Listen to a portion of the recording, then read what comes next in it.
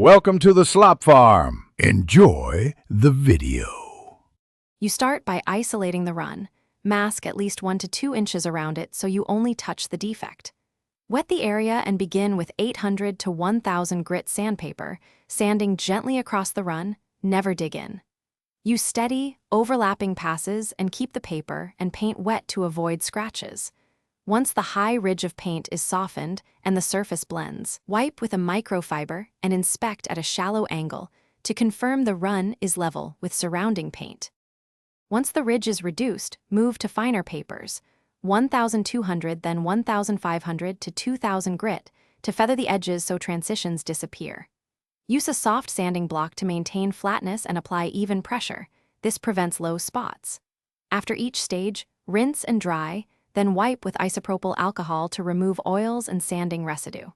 Make sure the surface is smooth to the touch and visually seamless.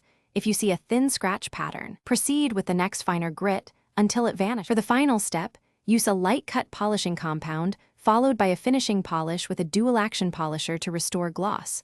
Work in small sections and wipe residue between passes.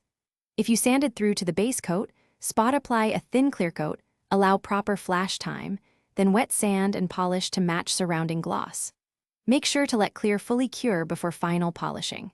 If you notice low spots or cloudy areas, fill with glazing putty or resand, and repeat the polish sequence until consistent reflection returns.